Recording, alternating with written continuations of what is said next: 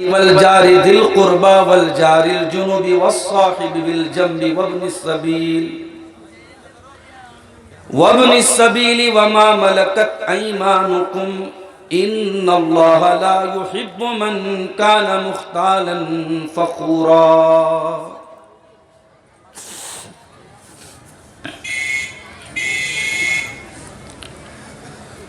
जुबां पर है नाते नबी ये मुकर्रम, ये उल्फत नहीं है तो फिर और क्या है।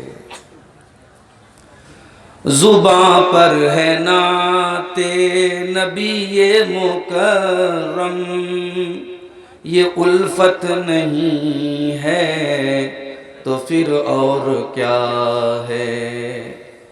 निगाहों में है बाग़े तैबा का जलवा, ये जन्नत नहीं है तो फिर और क्या है। इधर जलवा फरमा है सिद्दीक़ अकबर, उधर रौनक फ़रोज़ फारूक आज़म। इधर जलवा फरमा है सिद्दीक़ अकबर, उधर रौनक फ़रोज़ फारूक आज़म। दरख्शां है महताब हाले के अंदर, हकीकत नहीं है तो फिर और क्या है। जुबां पर है नाते नबी ये मुकर्रम, ये उल्फत नहीं है तो फिर और क्या है। वो महरे मुबी है, वो नूरे यकीन है, वही हासिले हुब्बे दुनिया व दीन है। वो महरे मुबी है, वो नूरे यकीन है, वही हासिले हुब्बे दुनिया व दीन है। जिसे आप फरमा दे कौलो अमल से, जिसे आप फरमा दें कौलो अमल से, वो सुन्नत नहीं है तो फिर और क्या है। जुबां पर है नाते नबी ये मुकर्रम, बरोज़े क़यामत बजुज़ नफ़सी नफ़सी किसे याद आएगी असलम किसी की। बरोज़े क़यामत बजुज़ नफ़सी नफ़सी किसे याद आएगी असलम किसी की। न भूलेंगे जिसको नबी ये मुकर्रम, वो उम्मत नहीं है तो फिर और क्या है। जुबां पर है नाते नबी ये मुकर्रम, ये उल्फत नहीं है तो फिर और क्या है। सदर मोहतरम, उलमाए किराम, मोहतरम बुजुर्गों, नौजवान साथियों, पर्दा नशीन माँ और बहनों, प्यारे बच्चों, जमालपुर साहिबगंज के इस गांव में, इस इलाके में इससे पहले भी मैं आ चुका हूं और आज का ये प्रोग्राम, जो ये जानने के बावजूद कि 1 जनवरी को मौसम ठंडा रहेगा, लेकिन चूंकि मेरे पास फिर तारीख खाली नहीं थी और जिन नौजवानों ने मुझको फ़ोन किया और बाद में शेख अबू ताहिर हफिज़हुल्लाह ने भी इसरार किया कि आप तारीख दे दीजिए, हम लोग 1 जनवरी को प्रोग्राम कर लेंगे। और उसके बाद जलसे के 2-3 दिन पहले से मेरे पास बराबर यहां से मैसेज आ रहा है कि मौलाना आप थोड़ा जल्दी आ जाइए, मौसम बहुत ठंडा हो गया है और आप ही के नाम पे हमने इतनी सर्दी में, ये मौसम जलसे का नहीं था। जज़ाकल्लाह।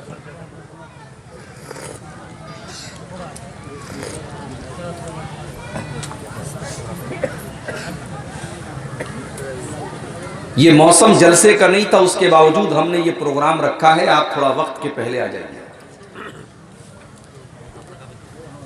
अल्लाह के फजलो करम से मैं टाइम से आपके इलाके में पहुंच गया और मौसम भी जैसा मुझे लोगों ने बताया कि 2-3 दिन पहले के बनिस्बत आज मौसम ठीक है, ठंडी है लेकिन कम है, ठंडक में कमी है और आज दिन में धूप भी बहुत अच्छी निकली थी। बड़ा अजीमुशान प्रोग्राम आपने इलाके की बहुत कदीम जामा मस्जिद को फिर से तामीर करने के मकसद से मुनक्किद किया है और इसी गांव में, इसी इलाके में फिर एक मरतबा इंशाअल्लाह 24 मार्च को आप लोगों ने मुझे मदऊ किया है। फिर उसमें इंशाअल्लाह जिंदगी रही, हयात बाकी रही तो मैं आऊँगा, शिरकत करूँगा।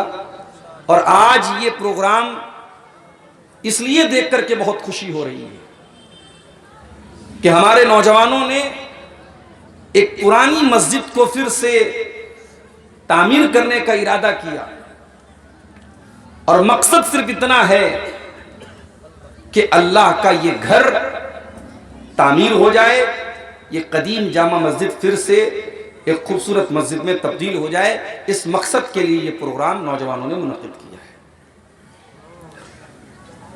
अल्लाह के रसूल सल्लल्लाहु अलैहि वसल्लम की बड़ी मशहूर हदीस है, मन बना लिल्लाहि मस्जिदन बनल्लाहु लहू बैतन फिल जन्नह। जो अल्लाह तबारक व तआला के लिए कोई घर बनाता है, माफ कीजिएगा आज जरा जरा सी बात पे लोग अपनी मस्जिदें अलग बना लेते हैं। गांव की मस्जिद में किसी से झगड़ा हो गया तो वक्तिया मस्जिद को फट से वो जामा मस्जिद बना लेते हैं। ये गलत है, ये आइडियोलॉजी, ये गलत है, ये नजरिया। अगर आपको किसी से जाती इख्तिलाफ है और उस इख्तिलाफ की बुनियाद पर आप मस्जिद बना रहे हैं या वक्तिया मस्जिद को आप जामा मस्जिद कर रहे हैं तो ये मुनासिब नहीं है, ये गलत है। इसीलिए अल्लाह के नबी ने कंडीशन लगा दी, एक शर्त लगा दी, मन बना लिल्लाहि मस्जिदन। जिसने अल्लाह के लिए मस्जिद बनाई उसमें उसकी जाती कोई ख्वाहिश नहीं थी। इसी बंगाल के स्टेट में एक साहब ने एक मस्जिद बनाने का ऐलान किया, करोड़ों रुपया चंदा भी कर लिया, हजारों की भीड़ भी इकट्ठा कर दी, मगर उसके पीछे जो सोच है वो सोच हमें मुनासिब नहीं लगती है। अगर आप मस्जिद की तामीर करते हैं बहुत अच्छी बात है, लेकिन अगर मस्जिद की तामीर के पीछे आप अपना नाम करना चाहते हैं, अपनी सियासी रोटियां सेकना चाहते हैं तो ये बिल्कुल भी मुनासिब नहीं है मेरे प्यारे साथी। मन बना लिल्लाहि मस्जिदन, जो अल्लाह ताला के लिए मस्जिद बनाता है, जिसकी नीयत में खुलूस होता है, जिसकी नीयत में दिखावा नहीं होता, रियाकारी नहीं होती है, जो अपने किसी जाती मकसद के लिए, अपने स्वार्थ के लिए, अपने किसी खास मकसद के लिए मस्जिद नहीं बनाता है। मन बना लिल्लाहि मस्जिदन, जो अल्लाह ताला के लिए मस्जिद बनाता है, बनल्लाहु लहू बैतन फिल जन्नह, अल्लाह ताला उसको जन्नत में एक मकान अता फरमाएगा। और जन्नत का मकान कैसा होगा जानते हैं आप? आपके झारखंड में सबसे बड़ा शहर है रांची, और रांची में जाकर के आप पता कर लीजिए वहां का सबसे पॉश इलाका, सबसे महंगा इलाका कौन सा है। उस महंगे इलाके में आप अगर घर बनाना चाहें, बंगला बनाना चाहें तो आम आदमी के बस की बात तो नहीं, वहां तो करोड़ों में बात है। कलकत्ता में मैं गया एक जगह, तो वहां देखा कि बड़ा बहुत ऊंचा एक होटल बना हुआ है और ऊपर जाकर के वो होटल की दो बिल्डिंगें आपस में एक दूसरे से जो है मिलाई गई हैं। तो किसी ने मुझे बताया कि शाहरुख खान का ये जो है होटल है या उसका बंगला है, उसने खरीदा है। अरबपति आदमी है भाई। कलकत्ता के किसी पॉश एरिया में बॉलीवुड का एक हीरो, एक एक्टर जिसके पास अरबों की दौलत है, वो कलकत्ता में खरीद रहा है। वहां आम आदमी के बस की बात तो नहीं। हिंदुस्तान के तमाम बड़े बड़े शहरों में जो सबसे कीमती जगहें हैं और उन कीमती जगहों पर जो अरबों खरबों के जो बंगले मिलते हैं, जन्नत के सामने दुनिया के, हिंदुस्तान के नहीं, दुनिया के सबसे कीमती इलाकों में बने हुए ये बंगले जन्नत के एक मकान की बराबरी नहीं कर सकते मेरे साथी। अल्लाह के प्यारे नबी सल्लल्लाहु अलैहि वसल्लम फरमाते हैं, लमौज़िउ सौतिन फिल जन्नति खैरुम मिनद दुनिया व मा फीहा। जन्नत में एक कोड़ा रखने की जगह, एक कोड़ा कितना बड़ा होता है? शायद 1 फीट का होता होगा। अल्लाह के नबी फरमा रहे कि जन्नत में एक कोड़ा रखने की जगह, यानी 1 स्क्वायर फीट का एरिया दुनिया और दुनिया की तमाम नेमतों से बेहतर है।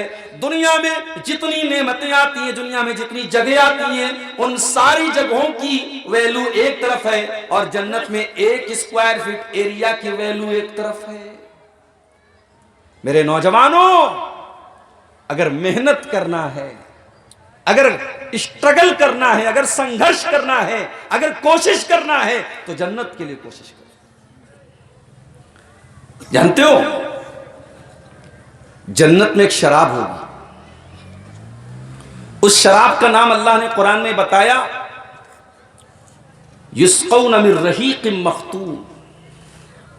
जन्नत में एक शराब होगी जो सील पैक होगी।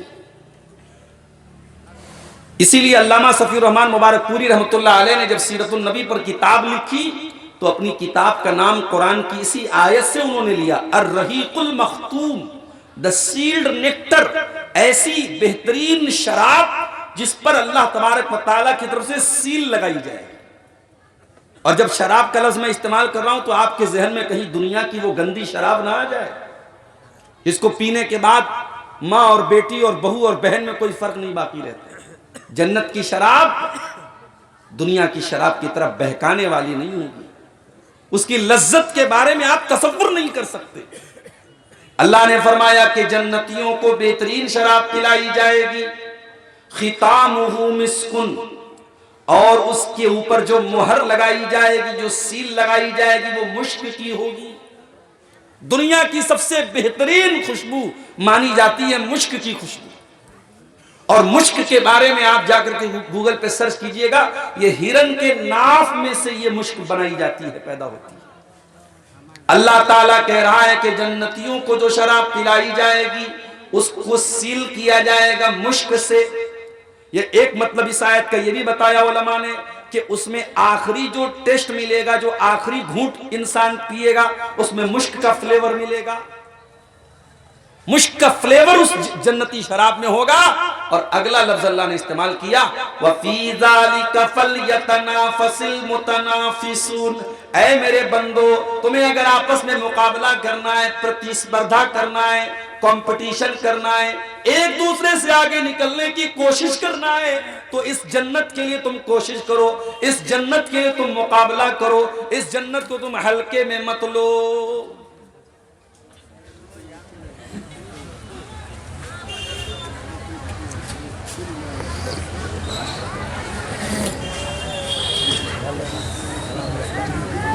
ये आज मस्जिद की तामीर के लिए जलसा जो हो रहा है, ये आपको एक मौका दिया गया, एक चांस दिया गया कि आप अपनी हैसियत के मुताबिक, कोई 10,000 दे सकता है तो 10,000 दे, कोई 15,000 दे सकता है 15,000 दे, कोई 50,000 दे सकता है, कोई 50,000 दे, कोई 50 रुपया दे सकता है। जिसकी जैसी हैसियत है वो दे दे।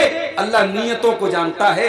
अगर आपकी नीयत अच्छी होगी, इंशाअल्लाह इस मस्जिद की तामीर में जो आपका योगदान है जो आपका दान है, जो आपका चंदा है, उसके बदले में इंशाअल्लाह अल्लाह ताला जन्नत में आपको एक बेहतरीन महल अता फरमाएगा। हम दुआ करते हैं रब्बुल आलमीन से, जिन भाइयों ने आज इस मस्जिद की तामीर में हिस्सा लिया है, अल्लाह उनके चंदों को, उनके दान को अल्लाह कबूल फरमाए, और जिन लोगों ने अभी तक हिस्सा नहीं लिया है अल्लाह ताला उन्हें भी आगे बढ़ करके इस कार्य खैर में, इस नेकी के काम में अल्लाह ताला उनको भी हिस्सा लेने की तौफीक अता फरमाए, आमीन। मेरे भाइयों, खुतबे मसनूना के बाद मैंने कुरान की 2 आयतें आपके सामने पढ़ी।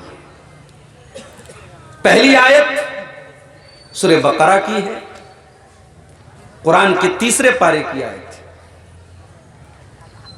और आपकी जानकारी के लिए बता दूं कि this is the last verse revealed on the prophet सल्लल्लाहु अलैहि वसल्लम। अल्लाह के रसूल के ऊपर उतरने वाली कुरान की आखिरी आयत, अंतिम आयत यही है सूरह बकरा की। इस आयत के उतरने के बाद अल्लाह के नबी 7 दिन या 8 दिन तक बाहयात थे, उसके बाद आपका इंतकाल हो गया। अब ये गौर करने वाली बात है कि अल्लाह के रसूल पर जो अंतिम आयत, आखिरी आयत जो उतरी है, उसमें हमें क्या संदेश दिया गया है, क्या पैगाम दिया गया है, ये गौर करने वाली बात है। वत्तक़ू यौमन तुरजऊन फीहि इलल्लाह, ऐ मेरे बंदो, डरो उस दिन से जिस दिन मरने के बाद तुम अपने रब के पास लौटाए जाओगे।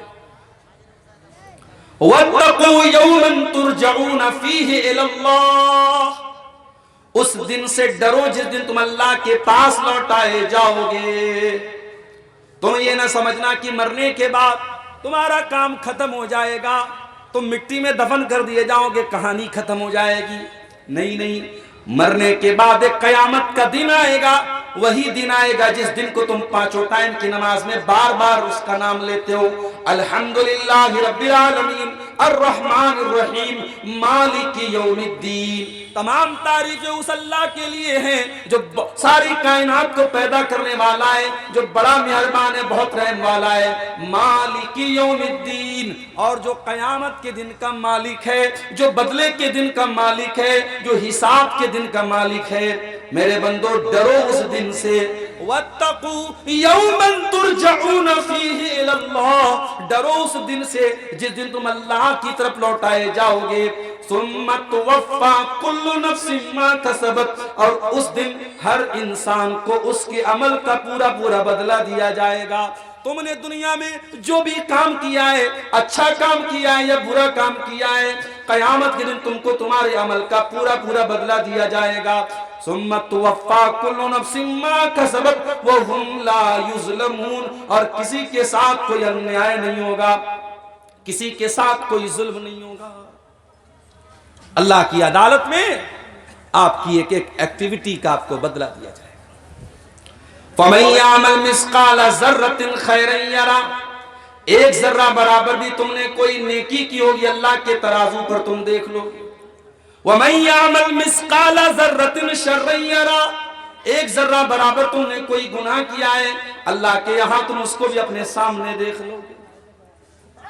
तुम ये कभी ना समझना तुम्हें रात को लाइट बंद करके बंद कमरे में दुनिया से छुपा करके कोई पाप किया है तो अल्लाह से छुपा लोगे। यौमइज़िन तुरज़ून ला तख़फ़ा मिनकुम ख़ाफ़िया, जब तुम अल्लाह के सामने पेश किए जाओगे, तुम्हारा कोई सीक्रेट नहीं रहेगा, कोई रहस्य नहीं रहेगा, कोई राज नहीं रहेगा। अल्लाह तुम्हारी तमाम सीक्रेट चीजों को ओपन कर देगा। यौम तुबल सराइर फमा लहू मिन कुव्वतिन वला नासिर, कयामत के दिन सबके भेद खोल दिए जाएंगे, सबके रहस्य खोल दिए जाएंगे, सबके राज खोल दिए जाएंगे, और कयामत के दिन तुमको बचाने वाला, कोई सपोर्ट करने वाला नहीं होगा, कोई ताकतवर नहीं होगा, कोई मददगार नहीं होगा। उस दिन से डरो मेरे बंदो। सूरह बकरा की आयत में अल्लाह ताला ने हमें उस दिन से डरने का हुक्म दिया है। मेरे साथी, आज दुनिया के हालात हम देख रहे हैं, प्राकृतिक आपदाएं भी आती रहती हैं, कहीं पर जमीन फट जाती है। इसी देश के उत्तराखंड स्टेट में बादलों के फटने की घटनाएं भी हो जाती हैं, जमीन के फटने की घटनाएं भी होती हैं, हजारों लोगों के मरने के वाकयात भी हम देखते हैं, कहीं भूकंप की खबरें भी हम सुनते रहते हैं, कहीं सैलाब के जरिए लोग लुक़्मा अजल बन जाते हैं। हम कुदरत की इन तमाम आफतों को देखने के बावजूद मेरे प्यारे भाइयों, हम कुरान की आयत के ऊपर गौर नहीं करते। वत्तकू यौमन तुरजऊन फीहि इलल्लाह। ऐ अपनी मस्ती में मस्त नौजवानों, ऐ शराब के नशे में धुत नौजवानों, ऐ ज़िनाकारी और बदकारी में मुलव्विस नौजवानों, ऐ नमाज छोड़ने वाले नौजवानों, ऐ अल्लाह से दूर भागने वाले नौजवानों, ऐ अल्लाह की नाफरमानी करने वाले मेरे बंदो, वत्तकू यौमन तुरजऊन फीहि इलल्लाह। डरो उस दिन से जिस दिन तुम अल्लाह के पास जाओगे। तुम दुनिया में कहीं भी चले जाओ, अल्लाह से बच के नहीं भाग सकते, अल्लाह से भाग के नहीं जा सकते। तुम दुनिया के किसी भी कोने में चले जाओ, इन्न बत्श रब्बिका लशदीद। अल्लाह की पकड़ बहुत खतरनाक होगी। अल्लाह जब पकड़ेगा तुम्हें भागने का कोई रास्ता नहीं मिलेगा। कुरान की आयत अल्लाह के रसूल के ऊपर उतरने वाली कुरान की आखिरी आयत, और इस आयत के ऊपर गौर करने के बाद भी अगर हमारे अंदर कोई चेंजिंग नहीं आती है, कोई परिवर्तन नहीं आता है, कोई तब्दीली नहीं आती है, और हम बुराई पर बुराई करते चले जा रहे हैं, तो मेरे प्यारे साथियों ये बहुत डेंजरस चीज है, बहुत ही खतरनाक चीज है। दूसरी आयत जो मैंने खुतबे मसनूना के बाद पढ़ी वो सूरह निसा की आयत नंबर 36 पढ़ी थी मैंने, 36 नंबर की आयत। इस आयत को आयतुल हुकूक भी कहा जाता है। इस आयत में अल्लाह ताला ने 10 चीजों के हुकूक बयान किए, और 10 में से अल्लाह ताला ने एक हक अपना बयान किया है, और 9 हक अल्लाह ताला ने बंदों का बयान किया है। इस पर बहुत गौर से सुन लेना। दुनिया में हमारे ऊपर जो दायित्व होता है, जो रिस्पॉन्सिबिलिटी होती है, जो जिम्मेदारी होती है, वो 2 प्रकार की होती है। एक का ताल्लुक अल्लाह ताला से होता है, जैसे नमाज हम पढ़ते हैं, इसका ताल्लुक हुकूकुल्लाह से। रोजा हम रखते हैं, इसका ताल्लुक हुकूकुल्लाह से। ज़कात अगरचे हम गरीबों को देते हैं, अल्लाह की राह में देते हैं, मगर ये भी हमारे माल में अल्लाह का हक है, ये भी हुकूकुल्लाह में से है। कई लाख रुपए खर्च करके इंसान हज करने जाता है, ये हज करने जो जाता है ये भी हुकूकुल्लाह में से। अल्लाह ताला ने सूरह निसा की इस आयत के अंदर अपना हक जब बयान किया तो सिर्फ एक हक बयान किया, लेकिन जब हुकूकुल इबाद का नंबर आया, जब बंदों के ताल्लुक से बातें आई, तो अल्लाह ताला ने 9 हुकूक बयान किए। पता ये चला कि इस्लाम में हुकूकुल्लाह के साथ साथ हुकूकुल इबाद की भी बहुत अहमियत है।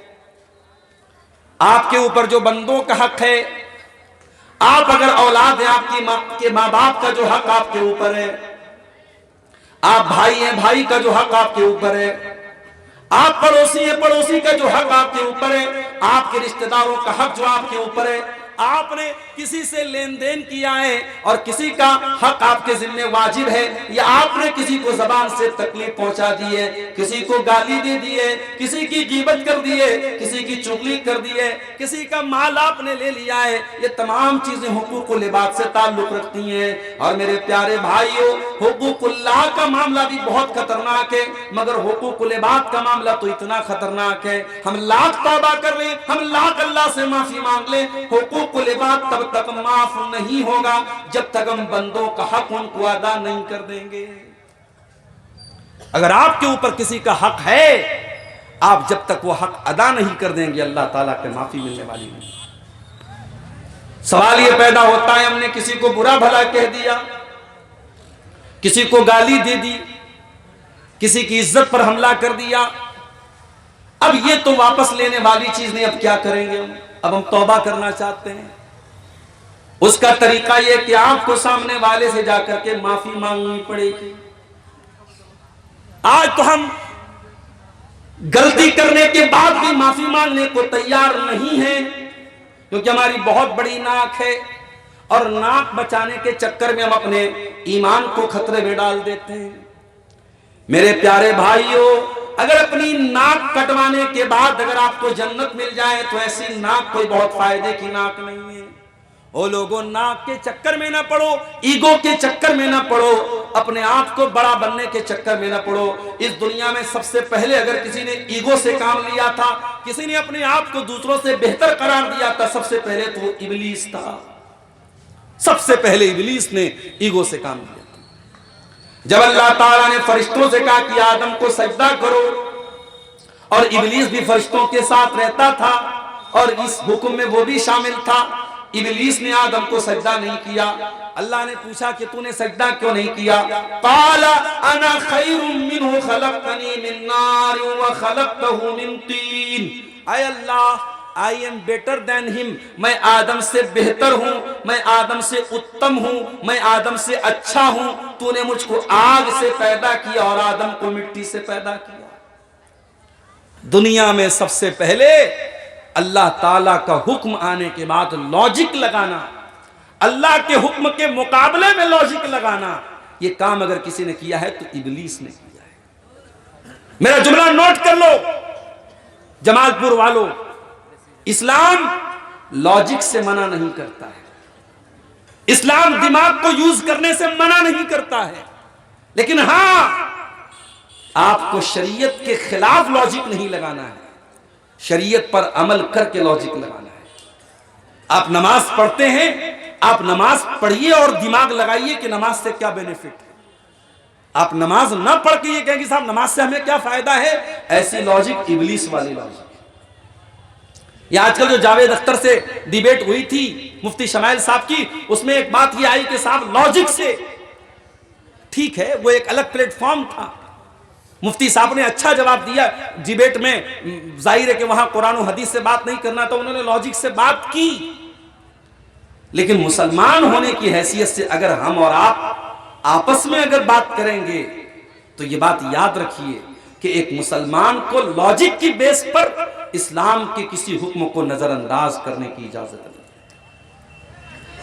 सर्दी का मौसम है, जनवरी की पहली तारीख है, मेरे पैर में मोजा मैंने पहना हुआ है, चाहे ये चमड़े का मोजा हो जिसको अरबी में खुफैन कहते हैं, चाहे ये कॉटन का मोजा हो या ऊन का मोजा हो, वूलन मोजा हो जिसको अरबी में जोरबैन कहते हैं। कोई भी मोजा आप पहने हुए हो, अगर आपने वजू करके मोजा पहना हुआ है तो 24 घंटे तक, एक दिन और एक रात उस मोजे को पहने पहने आप मोजे पर मसा कर सकते हैं। अगर आप अपने घर में मुकीम हैं, अगर आप सफर में चले गए, कलकत्ता चले गए, दिल्ली चले गए, आप अपने घर से इतनी दूर चले गए जो सफर की कैटेगरी में आता है, तो सफर में आप मोजा पहने पहने 3 दिन तक और 3 रात तक उसी मोजे पर मसा कर सकते हैं। शर्त यह है कि मोजे को आपने उतारा ना हो और मोजे को वजू करके पहना हो। सवाल यह पैदा होता है कि हमने मोजे पर मसा किया, लेकिन मोजा जब हम पहनते हैं तो आपने गौर किया होगा मोजे का जो नीचे का हिस्सा होता है वो सबसे ज्यादा गंदा होता है, उसी पे सबसे ज्यादा धूल लगती है। तो अगर मसाह का मकसद गंदगी दूर करना है तो गंदगी तो नीचे लगी है भाई, हमें तो नीचे का पहले हिस्सा साफ करना चाहिए, मगर नहीं, हम मोजा जब मोजे पर मसा करते हैं तो ऊपर के हिस्से पर मसा करते हैं। इसीलिए हजरत अली कहते हैं लौ कान दीनो बिर्राई, अगर दीन की बुनियाद राय पर होती, अकल पर होती, तो मोजे का ऊपर का हिस्सा ये मसा करने के लायक न होता, बल्कि नीचे का हिस्सा ये ज्यादा मसा के लायक होता। दीन की बुनियाद लॉजिक पर नहीं है, दीन पर अमल करने के बाद आपको लॉजिक लगाना है, दीन के मुकाबले में आपको लॉजिक नहीं लगाना है। इब्लीस ने लॉजिक लगाई, अल्लाह के हुक्म के मुकाबले में लॉजिक लगाई। अल्लाह ने कहा सजदा कर, इब्लीस लॉजिक लगा रहा है, नहीं मैं नहीं कर सकता, आई एम बेटर देन हिम, मैं आदम से बेहतर हूं। क्यों? लॉजिक क्या है? अरे अल्लाह मैं आग से पैदा हुआ हूं, आग कहीं पर भी जलाओगे आग हमेशा ऊपर की तरफ जाएगी, और मिट्टी को कहीं पर भी गिराओगे मिट्टी नीचे जाएगी। अरे अल्लाह मिट्टी और आग बराबर नहीं हो सकते, जब मैं आदम से बेहतर हूं तो मैं आदम को सजदा क्यों? ओ लोगों, ये इब्लीस का तरीका है कि अपने आप को दूसरों से बेहतर समझा जाए, अपनी झूठी नाक बचाने के लिए झगड़े किए जाएं, लड़ाई की जाए। आओ मेरे प्यारे भाइयों, मैं अल्लाह के नबी की हदीस आपको सुनाने जा रहा हूं। जरा कान के साथ साथ दिल के पर्दे खोल करके इस हदीस को सुनना, और हो सके तो इस हदीस पर अमल कर लेना।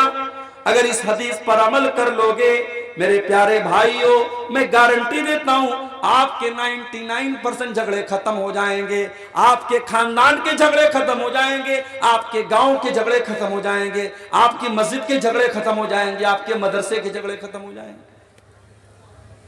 क्या फरमाया अल्लाह के रसूल ने?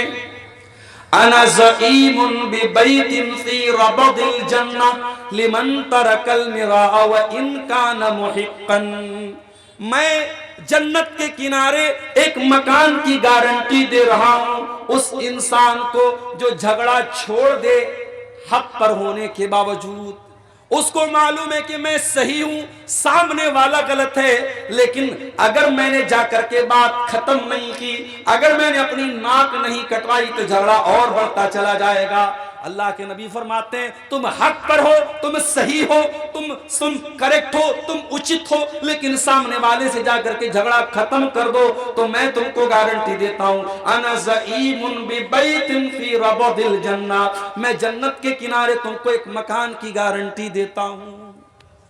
आज हम तैयार नहीं है मेरे प्यारे साथी।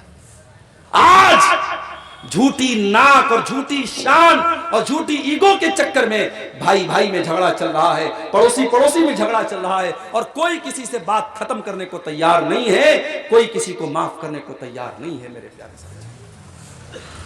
आइए जरा सूरह निसा की इस आयत के ऊपर गौर करें। इस आयत में अल्लाह ताला ने हुकूकुल्लाह का भी जिक्र किया, हुकूकुल इबाद का भी जिक्र किया। अल्लाह ने अपना हक तो एक बयान किया और बंदों का हक 9 बयान किया। फरमाया वअबुदुल्लाह वला तुशरिकू बिही शैया। ऐ मेरे बंदो, तुम अल्लाह की इबादत करो और अल्लाह की इबादत में तुम किसी और को शरीक मत करो, तुम शिर्क मत करो।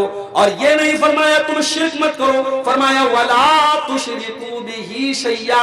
अल्लाह के साथ थोड़ा सा, जरा सा, थोड़ा सा भी तुमको शिर्क करने की इजाजत नहीं है। आज हिंदुस्तान के एक बड़ी तादाद में हमारे मुसलमान भाइयों का हाल यह है कि ये जो महीना चल रहा है, इस महीने को उन्होंने नाम दे दिया है ख्वाजा गरीब नवाज का नाम, क्योंकि इस महीने की 9 तारीख को गालिबन अजमेर के अंदर जो एक मजार और एक कब्र है ख्वाजा मोइनुद्दीन अजमेरी की, उनकी कब्र पर उर्स मनाया जाता है और उनको लक़ब दे दिया गया ख्वाजा गरीब नवाज का। हो लोगों, तुमने अल्लाह का दर्जा तो औरों को दे दिया, तुमने किसी को गरीब नवाज बना दिया, तुमने किसी को मुश्किल कुशा बना दिया, तुमने किसी को गौसे आजम बना दिया। तुमको औलाद मांगना हो तुम कहीं चले जाते हो, तुमको दौलत मांगना हो तुम कहीं चले जाते हो, तुमको बीमारी में शफा मांगना हो तुम कहीं चले जाते हो। जब सब कुछ तुम्हें अल्लाह को छोड़ के अगर अल्लाह से मांगना है तो फिर नमाज में तुम ये नाटक क्यों करते हो? इय्याका नअबुदु व इय्याका नस्तईन, ऐ अल्लाह हम तेरी ही इबादत करते हैं और तुझ ही से मदद मांगते हैं। हमारी तौहीद मेरे प्यारे साथियों, आज माफ करना, हिंदुस्तान के एक बड़ी तादाद में मुसलमानों ने तौहीद को समझा ही नहीं। इसीलिए तकरीबन 100 साल पहले दिल्ली के करीब पानीपत के रहने वाले एक शायर ने, जिनका नाम मौलाना अल्ताफ हुसैन हाली था, उन्होंने अपनी शायरी में बड़ा अच्छा नक्शा खींचा था। उन्होंने कहा था, करे गैर गर्बुत की पूजा तो काफिर, कवाकिब में माने करिश्मा तो काफिर, झुके आग पर बहरे सजदा तो काफिर, जो ठहराए बेटा खुदा का तो काफिर, मगर मोमिनों पर कुशादा है राहें, परस्तिश करें शौक से जिसकी चाहे, नबी को जो चाहे खुदा कर दिखाएं, इमामों का रुतबा नबी से बढ़ाएं, मजारों पे जा जा के नजरें चढ़ाएं, शहीदों से जा जा के मांगे दुआएं, न तौहीद में कुछ फर्क इससे आवे, न इस्लाम बिगड़े न ईमान जाए। हमारा हाल तो ये हो गया मेरे साथ। कुत्ते बिल्ली और बंदर की कब्रें बना बना के उसकी भी इबादत हो रही है हिंदुस्तान की सरजमीन पे, भारत की सरजमीन पे। वाबुदुल्लाह वला तुशरिकू बिही शैया, मेरे बंदे तुम अल्लाह की इबादत करो और अल्लाह के साथ तुम किसी को शरीक मत करो। एक सहाबी अल्लाह के रसूल के पास आए और उन्होंने बात ही बात में कहा कि माशा अल्लाह व माशीता, जो अल्लाह चाहे और जो आप चाहें। हम लोग बोलते ना कोई अच्छी चीज देखते क्या बोलते हैं, माशा अल्लाह। माशा अल्लाह का क्या मतलब, जो अल्लाह चाहे। सहाबी ने अल्लाह के साथ रसूल को मिला दिया, का माशा अल्लाह व माशीता, जो अल्लाह चाहे और जो आप चाहे।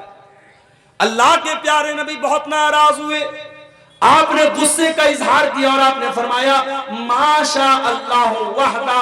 ऐ मेरे सहाबी, आज तो बोल दिया है, आइंदा ऐसा जुमला अपनी जबान से मत निकालना।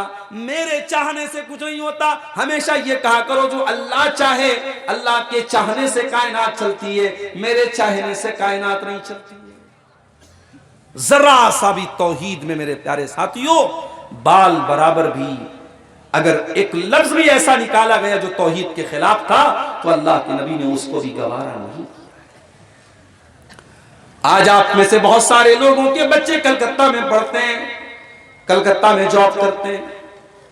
बहुत सारे लोगों के बच्चे आसाम में, गुवाहाटी में काम करते हैं। बहुत सारे लोग अपने बच्चों को पढ़ाने के लिए दिल्ली भेजते हैं, यूपी में भेजते हैं। मैं बड़े अदब से आपसे एक बात कहना चाहता हूं, ओ लोगों, ठीक है आप शेरशाहबादी कौम से आपका ताल्लुक है, आप कुरान और हदीस पे चलने वाली कौम से आपका ताल्लुक है, आप अहले हदीस घराने से आपका ताल्लुक है। लेकिन अगर आपका बच्चा दिल्ली में पढ़ रहा है, कलकत्ता में पढ़ रहा है, यूपी में पढ़ रहा है, आसाम में पढ़ रहा है, तो अपने बच्चों के ईमान और अकीदे की भी चिंता किया करो। अगर आपको इस बात की फिक्र है कि मेरा बच्चा कमा कितना रहा है, पढ़ाई ठीक से कर रहा है कि नहीं कर रहा है, मेरा बच्चा जॉब कर रहा है कि नहीं कर रहा है, अगर आपको अपने बच्चों की कमाई की फिक्र है, अपने बच्चों की जॉब की फिक्र है, अपने बच्चों की पढ़ाई की फिक्र है, तो मेरे प्यारे साथियों उससे कहीं ज्यादा बढ़ करके आपको अपने बच्चों के ईमान की और उनकी तौहीद की भी फिक्र होनी चाहिए। इब्राहिम अलैहिस्सलाम को देखिए, इब्राहिम अलैहिस्सलाम अल्लाह की बारगाह में दुआ कर रहे हैं और क्या कहते हैं, वजुनुबनी व बनिया नाबुदल असनाम, आए अल्लाह मुझे भी तू बुत परस्ती से बचा और मेरे बच्चों को, मेरी औलाद को भी तू बुत परस्ती से बचा। अपने साथ साथ अपनी औलाद की भी चिंता कर रहे हैं कि अल्लाह कहीं ऐसा ना हो कि मैं तो तौहीद पर कायम रहूं लेकिन मेरी औलाद भटक जाए, मेरी औलाद गलत माहौल में पड़ जाए। इसलिए मेरे प्यारे साथियों, जो कुरान ने जो बात कही है, वाबुदुल्लाह वला तुशरिकू बिही शैया, तुम अल्लाह की इबादत करो और अल्लाह के साथ किसी को शरीक मत करो। मरते दम तक इस आयत को अपने सामने रखना, मरते दम तक तौहीद से कोई कॉम्प्रोमाइज ना करना, मरते दम तक तौहीद से कोई समझौता मत करना। इसी झारखंड और बंगाल में हम देखते हैं, जब पॉलिटिक्स में लोग जाते हैं तो कहते हैं मौलाना साहब राजनीति में बहुत समझौता करना पड़ता है। कितना समझौता करना पड़ता है?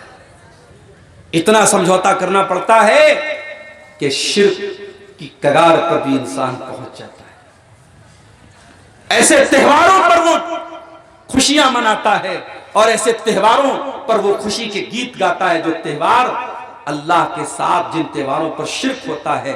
मेरे प्यारे साथियों, माफ करना, शराब पीना पाप है, ज़िना करना पाप है, लेकिन शिर्क से बड़ा कोई पाप नहीं है। अगर शिर्क के मामले में मुसलमान कॉम्प्रोमाइज कर रहा है तो ये शर्म की बात है। मेरे प्यारे साथियों, अभी 25 दिसंबर का त्यौहार गुजरा, क्रिसमस का त्यौहार। हमारे बहुत सारे मुसलमान अपने आप को सेकुलर दिखाने के लिए और लिबरल दिखाने के लिए सोशल मीडिया पर मैरी क्रिसमस लिख करके जो है डाल रहे हैं। क्यों कर रहे हो भाई मेरे, ऐसा क्यों कर रहे हो? जब आपको कुरान की 2 छोटी छोटी सूरतें भी अगर याद होंगी, उनका माना और मतलब याद होगा, तो आप मैरी क्रिसमस कभी अपनी जबान से नहीं निकालेंगे।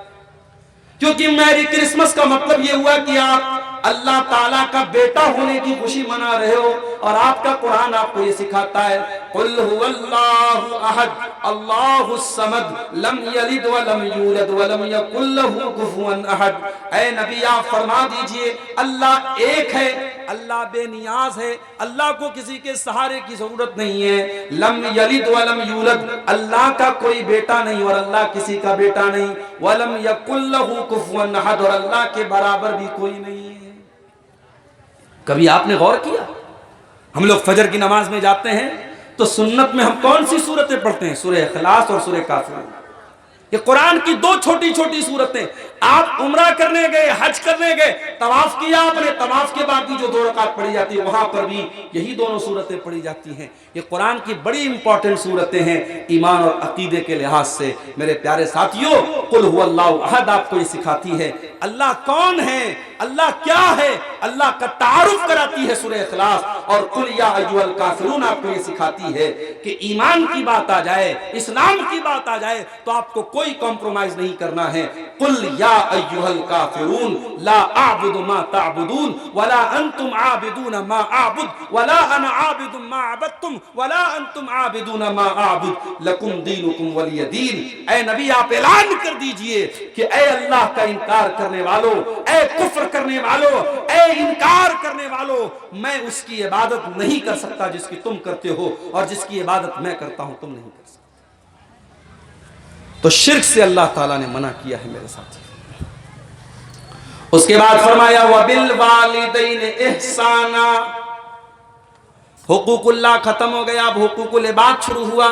वबिल वालिदैन इहसाना, और ऐ मेरे बंदो, हुकूकुल इबाद में सबसे पहला नंबर तुम्हारे माँ बाप का है। अपने माता पिता के साथ तुम अच्छा सलूक करो, अपने माँ बाप के साथ तुम अच्छा सलूक करो। हम में से बहुत सारे लोग अपनी माँ के साथ बहुत अच्छा सलूक करते हैं, अपने बाप के साथ बहुत अच्छा सलूक करते हैं, मगर माफ करना मेरे भाइयों, माँ बाप हमारी जो सेवा करते हैं, जिस भाव के साथ करते हैं, जिस जज्बे के साथ करते हैं, हम कभी भी अपने माँ बाप की सेवा उस जज्बे के साथ नहीं कर सकते। बच्चा छोटा है, बच्चे ने पाखाना कर दिया, माँ उसको खिला खिला के साफ कर रही है, माँ पुचकार पुचकार के साफ कर रही है, माँ दुलार कर कर के साफ कर रही है, माँ के चेहरे पर एक बार भी नागवारी का एहसास नहीं है। और वही माँ जब बूढ़ी हो जाए और बेटे को माँ की गंदगी साफ करना पड़े, बेटा साफ तो कर देगा मगर बेटे के चेहरे पर मुस्कुराहट नहीं होगी, बेटा करेगा मगर दिल से नहीं कर पाएगा। मेरे प्यारे साथियों, ये फर्क होता है माँ बाप में और औलाद में। आप जिंदगी भर अपने माँ बाप की सेवा करते रहिए, आप उनके एहसानात का बदला नहीं चुका सकते मेरे साथियों। इसीलिए अल्लाह ताला ने सूरह लुकमान में फरमाया ववस्सैनल इंसान बिवालिदैहि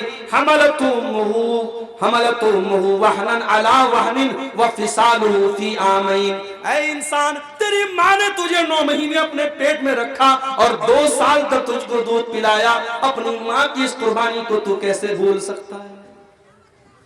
न माँ की कुर्बानी को भूलो मेरे भाइयों, न बाप की कुर्बानी। बाप भी बाप होता है। दुनिया में कोई किसी की तरक्की नहीं चाहता है, दोस्त भी दोस्त की तरक्की से जल जाता है, दोस्त भी दोस्त की तरक्की देखकर एक बार उसके दिल में यह ख्याल आ जाता है कि काश ये तरक्की न करे। मगर दुनिया में एक हस्ती ऐसी है जो अपनी औलाद के बारे में ये चाहती है कि मेरा बेटा मुझसे भी आगे निकल जाए, वो बाप होता है मेरे प्यारे साथियों। जब तक बाप जिंदा है बाप की कदर कर लो, जब बाप नहीं रहेगा तुम्हें अंदाजा होगा बहुत सारा बोझ था जो बाप अपने सर पे लेके चलता था और तुमको बाप ने उस बोझ से तुमको दूर करके रखा था। वबिल वालिदैन इहसाना, तुम अपने माँ बाप के साथ अच्छा सलूक। आज हम में से बहुत सारे लोग समाज वालों के लिए तो बहुत अच्छे हैं, पूरे गांव में सबसे बहुत अच्छे से बात करते हैं, मगर अपने माँ बाप के साथ ढंग से बात भी नहीं करते हैं। मदर्स डे मनाते हैं, मदर्स डे आता है तो व्हाट्सएप पर स्टेटस लगाते हैं, माँ का ये दर्जा है। फादर्स डे आता है तो बाप का दर्जा दुनिया को बताते हैं। ओ मदर्स डे मनाने वालों, ओ फादर्स डे मनाने वालों, इस्लाम में मदर्स डे और फादर्स डे की कोई हैसियत नहीं है। इस्लाम कहता है इम्मा यब्लुगन्ना इंदकल किबर अहदुहुमा औ किलाहुमा फला तकुल लहुमा उफ्फिन वला तनहरहुमा। जब तुम्हारे माँ बाप में से कोई एक बूढ़ा हो जाए या दोनों बूढ़े हो जाए और तुमको बुढ़ापे में मिल जाए तो खबरदार उनको उफ भी न कहना, उनसे अदब से बात करना, उनको डांट करके बात मत करना। आज बड़े बड़े शहरों में ओल्ड एज होम बनाए जा रहे हैं और बूढ़े माँ बाप को ले जाकर के वहां लोग छोड़ के चले आते हैं कि हमारे घर में इस कूड़े की हैसियत नहीं है, ये घर में हमारे रहेगा, हमारे घर की सुंदरता खत्म हो जाएगी। लोग अपने घर में जो है अपने बूढ़े माँ बाप को रखने को भी तैयार नहीं है। मेरे प्यारे साथी, कुरान कहता है तुम्हारे माँ बाप बूढ़े हो जाएं तो उनको उब्बी न कहना। अरे जब इंसान बूढ़ा हो जाता है, कुरान कहता है वमन नुअम्मिरहु नुनक्किसु फिल खल्क़ि, इंसान बुढ़ापे में अपने बचपन की तरफ लौट जाता है। जैसे बचपन में इंसान हर चीज की जिद करने लगता है, चिड़चिड़ा होता है, वैसे बुढ़ापे में बूढ़े माँ बाप भी चिड़चिड़े हो जाते हैं। वो लोगों, जब तुम्हारे माँ बाप बूढ़े हो जाएं, अपना बचपन याद कर लेना। तुमने अपने बचपन में उनको बहुत तंग किया था, बहुत परेशान किया था, तुम्हारे माँ बाप ने कभी बुरा न माना, अपने बूढ़े माँ बाप की बातों का बुरा न मानना। कुरान कहता है वकुल लहुमा कौलन करीमा, अपने माँ बाप से अदब के साथ बात करो। वक़्फ़िज़ लहुमा जनाहज़्ज़ुल्लि मिनर रहमा, और अपने माँ बाप के सामने आजिज़ी के साथ रहा करो, नरमी के साथ रहा करो, मोहब्बत के साथ रहा करो। तुम सुप्रीम कोर्ट के जज भी बन जाओगे, तुम डॉक्टर भी बन जाओगे, तुम इंजीनियर भी बन जाओगे। जब अपनी माँ के पास जाना तो इंजीनियर बन के न जाना, वकील बन के न जाना, जज बन के न जाना, प्राइम मिनिस्टर बन के न जाना, चीफ मिनिस्टर बन के न जाना। माँ के पास जाना तो बेटा बन के जाना, बाप के पास जाना तो बेटा बन के जाना। वक़्फ़िज़ लहुमा जनाहज़्ज़ुल्लि मिनर रहमा, अपने माँ बाप के सामने अपने आप को बिछा देना, अपने आप को डाउन टू अर्थ कर लेना, अपने आप को छोटा कर लेना। वक़ुर रब्बिरहमहुमा कमा रब्बयानी सगीरा, और ये दुआ पढ़ते रहना कि ऐ मेरे परवरदिगार, मेरे माँ बाप पर रहम फरमा, उन्होंने बचपन मुझको पाला था। ये दुआ कौन याद करेगा? ये मदरसे में जो बच्चा पढ़ेगा वो दुआ याद करेगा। वही मदरसे जिनको चलाने के लिए आपके झारखंड और बंगाल में मौलवियों को दर दर की ठोकरें खा के चंदा करना पड़ता है। आप सवाल उठाते हैं कि साहब मदरसे 4-4 महीने क्यों बंद रहते हैं साल में? ये मदरसे न बंद रहे, ये अपने बच्चों की खुराकी के लिए धान इकट्ठा न करें, ये रमजान में अपने सुफरा को बेच के चंदे इकट्ठा न करें, तो ये मदरसे नहीं चलेंगे मेरे प्यारे साथी। और मुझे एक बात कहने की इजाजत दीजिए, मैं बहुत जमाने से 2009 से आपके बिहार और झारखंड की सरजमीन पे आ रहा हूं। उधर सीमांचल का एरिया भी मैं देख रहा हूं, और इधर आपका जो संथाल परगना का एरिया है, और जो ये आपका साहेबगंज और ये आपका पाकुड़ का जो इलाका है, मैं इधर भी देख रहा हूं। आपके यहाँ कुछ कमियां हैं मेरे प्यारे साथियों, उन कमियों को हमें दूर करने की जरूरत है। हफ्ते में एक जुमा की नमाज होती है, उस जुमा की नमाज को आप कितना महत्व देते हैं, जरा अपने दिल पर हाथ रख के बताइए। कभी कभी इस इलाके में जब जुमा पढ़ाने में गया, 12 बजे 12:15 बजे जुमा का खुतबा शुरू हो रहा है, मैं मस्जिद में पहुंच गया, टाइम से मिंबर पे चढ़ गया, खुतबा शुरू किया, मस्जिद में अभी एक सब भी नहीं आई। जब नमाज खड़ी होने का टाइम आया, 12:30 बजे, 1 बजे जब जमात खड़ी होने का टाइम आया, तब धीरे धीरे लोग अंगड़ाई लेते हुए अपने घरों से निकले, साहब चलो अब जुमा पढ़ लिया जाए। ये आपकी नजर में जुमा की वैल्यू है? 90% आपकी मस्जिदों में जुमा का कोई सिस्टम नहीं है, न ढंग का खतीब है जो तकरीर तैयारी करके एक अच्छे मौजू पर बयान करे, और न उन मस्जिदों में आपने लेडीज का इंतजाम करके रखा है। जलसों में आपने सख्ती कर दी, मनिहारी की दुकानें ना लगे, मेला ठेला ना लगे, ताकि जलसे में बेहयाई ना हो, बेपर्दगी ना हो। बहुत अच्छी बात है, मैं सपोर्ट में हूं आपके, मगर इतने से काम नहीं चलेगा मेरे साथी। आपकी जवान लड़कियों को बहकाने और भटकाने के लिए आपके घर में मोबाइल मौजूद है, इंस्टाग्राम मौजूद है, स्नैपचैट मौजूद है। आपकी लड़कियां आज जिना में पड़ रही हैं, आपकी लड़कियां आज गैरों के साथ ताल्लुकात बढ़ा रही हैं, आज मुसलमान लड़कियां मुर्तद हो रही हैं। आपके पास उनको रोकने के लिए क्या सिस्टम है? तकरीर कर देने से मसला नहीं हल हो जाएगा मेरे साथी। मैं अल्लाह को गवाह बना के कहता हूं, अगर आप सिर्फ अपनी मस्जिद में जुमा के खुतबे का निजाम सही कर लें, मगर मसला यह है कि निजाम सही कैसे हो? रमजान में तरावी पढ़ाने वाला इमाम आता है, हमारी जेब से बड़ी मुश्किल से 10,000 रुपया निकलता है, और 10,000 रुपया देकर के हम क्या तवक्को करते हैं कि इमाम हरम शेख अब्दुल रहमान सुदैस की तिलावत हमको सुनने को मिले। 10,000 में तुझको इमाम हरम मिलेगा? है मजाक बना के रखा जाता है। आपके अपने घर के खर्चे आप देखिए, और मस्जिद के इमाम को आप 5-6 हजार 7,000 रुपया तनख्वाह देते हैं, और आप उससे ये तवक्को रखते हैं कि बेचारा पूरी तैयारी करके मेहनत करके वो जुमा का खुतबा दे, दर्स भी दे। आपको मेरे प्यारे साथियों अगर क्वालिटी चाहिए तो आपको क्वालिटी स्पेंड करनी पड़ेगी, आपको इन्वेस्ट करना पड़ेगा। आप अपने बच्चों को अच्छी पढ़ाई के लिए महंगी फीस देकर के आज कॉन्वेंट स्कूलों में डालते हैं। अगर आपको अपनी मस्जिदों का निजाम बेहतर बनाना है, अच्छे खुतबा को लाना पड़ेगा, उनकी सैलरी आपको उठानी पड़ेगी। और आप जब जुमा का निजाम अच्छा बनाएंगे, उन मस्जिदों में औरतों का इंतजाम करेंगे, हजारों जलसों पर भारी आपके साल के ये 48 जुमा के खुतबे हो जाएंगे। साल के 48 या 50 जो जुमा के खुतबे होते हैं मेरे प्यारे साथियों, अगर ढंग से ये खुतबे आप सुन लेंगे और आपके घर की औरतें ये खुतबे सुन लेंगी तो बहुत सारे मसले हल हो सकते। तो ये जो दुआ अल्लाह ने सिखाई, रब्बिरहमहुमा कमा रब्बयानी सगीरा, ऐ अल्लाह मेरे माँ बाप पर रहम फरमा, उन्होंने बचपन मुझको पाला है। ये दुआ कौन पढ़ेगा? जो मदरसे का पढ़ा हुआ होगा, जिसने कुरान पढ़ा होगा, जिसने हदीसें पढ़ी होगी। हाँ, जो मदरसे का पढ़ा हुआ नहीं है वो बहुत करेगा, आपकी तरफ से मस्जिदों में दान दे देगा, मदरसों में दान दे देगा, मगर वो इस काबिल भी नहीं होगा कि जनाजे की नमाज पढ़ी जाए तो अपने बाप का जनाजा भी ढंग से पढ़ सके। ओ लोगों, अगर औलाद वाले हो तो कम से कम एक बेटे को तो ऐसा बना दो कि आपका बेटा खड़ा होकर के आपकी जनाजे की नमाज पढ़ा सके।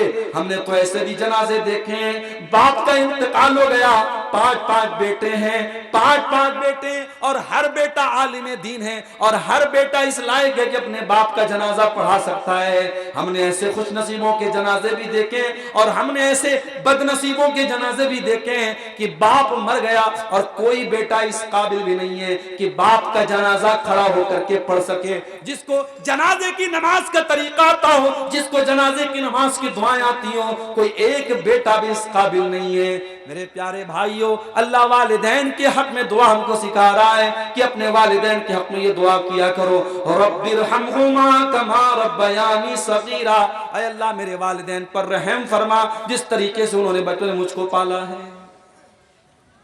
तो हुकूकुल इबाद में पहला हक किसका है? वालिदैन का है। दूसरा हक किसका है? वबिज़िल कुर्बा, और अपने रिश्तेदारों के साथ तुम अच्छा सलूक करो। तुम दुनिया में पैदा हुए तो अकेले नहीं आए, कोई तुम्हारा बाप भी है, कोई तुम्हारा चाचा भी है, कोई तुम्हारा दादा भी है, कोई तुम्हारा नाना भी है, कोई तुम्हारा मामू भी है, कोई तुम्हारी खाला भी है, कोई तुम्हारी बुआ भी है। इन रिश्तों के बीच में तुम पैदा हुए हो। वत्तकुल, कुरान कहता है सूरह निसा के अल्लाह ताला फरमाता है कि ऐ मेरे बंदो उस अल्लाह से डरो जिस अल्लाह के वास्ते से तुम एक दूसरे से सवाल करते हो। वल अरहाम, और रिश्तों को तोड़ने से डरो। रिश्तों को मत तोड़ो, रिश्तों को तोड़ने से डरो। अगर रिश्तों को तोड़ोगे अल्लाह तुमको तोड़ेगा, अगर रिश्तों को काटोगे अल्लाह तुमको काटेगा। अल्लाह के नबी फरमाते हैं, बुखारी की रिवायत है, लम्मा खलक़ल्लाहुल खल्क़ा, जब अल्लाह ताला ने कायनात को पैदा किया तो रिश्ता खड़ा हो गया, कामतिर रहीम, रिश्ता खड़ा हो गया। वह अखज़त बिहक़्क़िर रहमान, और रहमान के दामन में जाकर के पनाह ले लिया, और रिश्ते ने जाकर के अल्लाह से कहा, हाज़ा मक़ामुल आइज़ बिका मिनल क़तिया, ऐ अल्लाह दुनिया में जो रिश्ता तोड़ेगा, ऐ अल्लाह जो रिश्ता जिसका रिश्ता तोड़ा जाएगा, ऐ अल्लाह वो यहीं आकर के तेरी पनाह लेगा। ऐ अल्लाह मैं भी तेरी पनाह ले रहा हूँ। फिर अल्लाह रिश्ते से कहेगा, अमा तरज़ीना अन असिला मन वसल की वाक़ता मन क़ता की, ऐ रिश्ता क्या तू इस बात पर खुश नहीं है कि जो तुझको जोड़ेगा मैं उसको जोड़ूंगा, जो तुझको काटेगा मैं उसको काटूंगा। जो रिश्ते को जोड़ेगा अल्लाह उसको जोड़ेगा, जो रिश्ते को काटेगा अल्लाह उसको काटेगा। अगर अल्लाह ने दौलत दिया है, दान देते हो अल्लाह की राह में, ज़कात निकालते हो लाखों करोड़ों में, तो पहले अपने खानदान पे नजर डालो, अपने रिश्तेदारों पे नजर डालो। पूरे गांव और पूरे इलाके को ज़कात बाद में बांटना, पहले अपने रिश्तेदारों में देखो कौन ज़कात का हकदार है, पहले उसको ज़कात दो। मेरे प्यारे साथी, अल्लाह के प्यारे नबी फरमाते हैं, अस्सदक़तु अला ज़िर्रहिम सिंतान, अपने रिश्तेदार को जब सदका दोगे, ज़कात दोगे तो डबल सवाब मिलेगा। तुमको सदका का भी सवाब मिलेगा, तुमको ज़कात का भी सवाब मिलेगा, और तुमको रिश्तेदार के साथ सिला रहमी करने का, रिश्ता निभाने का भी सवाब मिलेगा। और ये भी सुन लो, रिश्तेदारों को जब आप देंगे, उनकी मदद करेंगे, तो अल्लाह ताला आपके माल में और बरकत देगा। अल्लाह के प्यारे नबी सल्लल्लाहु अलैहि वसल्लम ने फरमाया, मन अहब्बा अन युनसा लहू फी असरी, जो ये चाहता है कि उसकी उम्र में अल्लाह ताला बरकत दे दे, व युबसत लहू फी रिज़्क़ी, और उसकी रोजी में अल्लाह ताला बरकत दे दे, फल यसिल रहीमा, तो वो अपने रिश्तेदारों के साथ अच्छा सलूक करे, अपने रिश्तेदारों के साथ सिला रहमी करे। आज नजर उठा के देख लो अपने गांव में, भाई भाई में बोलचाल बंद है, चचा भतीजे में बोलचाल बंद है, बहन से भाई बात नहीं कर रहा है, मां से बेटा बात नहीं कर रहा है, बातचीत बंद है, ताल्लुकात बंद है, रिश्ता बंद है। और दोनों माशाअल्लाह कुरान और हदीस पे चलने वाले हैं। वो रिश्तों को तोड़ने वालों, वो अपनी माँ से रिश्ता तोड़ने वालों, अपनी बहन से रिश्ता तोड़ने वालों, अपने भाई से रिश्ता तोड़ने वालों, क्या आपने अल्लाह के नबी की वो हदीस नहीं सुनी है? आपने फरमाया, ला यहिल्लु लिमुस्लिमिन अन यहजुरा अखाहु फौका सलास, किसी मुसलमान के लिए जायज नहीं है कि वो अपने मुसलमान भाई से 3 दिन से ज्यादा ताल्लुक तोड़ के रखे। सहाबे किराम को देखो मेरे साथी, सहाबे किराम के बीच में भी कभी कभी आपस में नाचाकी हुई है, मगर जब उनके सामने कुरान की आयतें रखी जाती थी, रसूल की हदीसें पेश की जाती थी, तो सहाबे किराम फौरन रुजू कर लेते थे। हजरत आयशा की बड़ी बहन को देखो, उनकी बड़ी बहन जिनका नाम अस्मा था, अस्मा की शादी जुबैर से होती है, और जुबैर अल्लाह के नबी के फूफी के बेटे हैं। जुबैर अल्लाह के रसूल के साड़ू बन जाते हैं। साड़ू समझते ना आप लोग, साड़ू ही बोलते ना। हजरत जुबैर अल्लाह के नबी के साड़ू बन जाते हैं। हजरत अस्मा से उनकी शादी होती है। जब अल्लाह के प्यारे नबी मदीना हिजरत करते हैं और सहाबे किराम भी मदीना जाने लगते हैं, तो उस सफर में सबसे पहली डिलीवरी जो मुहाजिरीन के यहाँ होती है, जो सबसे पहला बच्चा पैदा होता है, वो हजरत अस्मा के यहाँ बच्चा पैदा होता है। और उस बच्चे को दुनिया अब्दुल्ला बिन जुबैर के नाम से जानती है। ये बच्चा हजरत जुबैर का बेटा है, हजरत अस्मा का बेटा है, और हजरत आयशा का भांजा है। इस बच्चे को दुनिया अब्दुल्ला बिन जुबैर के नाम से जानती है। अब्दुल्ला बिन जुबैर अल्लाह के नबी के सहाबी थे और हजरत आयशा के भांजे थे। बहुत उनका मकाम है, बड़े बड़े ऊंचे दर्जे के साहबी अब्दुल्ला बिन जुबैर। हजरत आयशा की आदत थी, उनके पास जो भी माल आता था अल्लाह की राह में वो दान कर देती थी, सदका कर देती थी। एक मर्तबा एक बहुत कीमती जमीन थी, हजरत आयशा ने किसी गरीब को दे दिया। हजरत अब्दुल्ला बिन जुबैर को बुरा लगा, उनको ये बात पसंद नहीं आई। उन्होंने बड़े गुस्से में कहा कि मैं आयशा को, अपनी खाला को ये काम नहीं करने दूंगा। वो जमीन जो उन्होंने फला को गिफ्ट की है, मैं अपनी खाला को जरूर मना करूंगा, जरूर रोकूंगा। मैं अपनी खाला को ये जमीन वक्फ करने नहीं दूंगा, मैं ये जमीन उनको हिबा करने नहीं दूंगा। वो जमीन बड़ी कीमती है, वो किसी गरीब को देना चाहती थी। अब्दुल्ला बिन जुबैर को उनका ये फैसला पसंद नहीं आया और उन्होंने बड़े गुस्से में कहा कि मैं अपनी खाला को ये काम नहीं करने दूंगा। खाला तो खाला होता, खाला बुझते पारेन कि ना बुझते पारेन?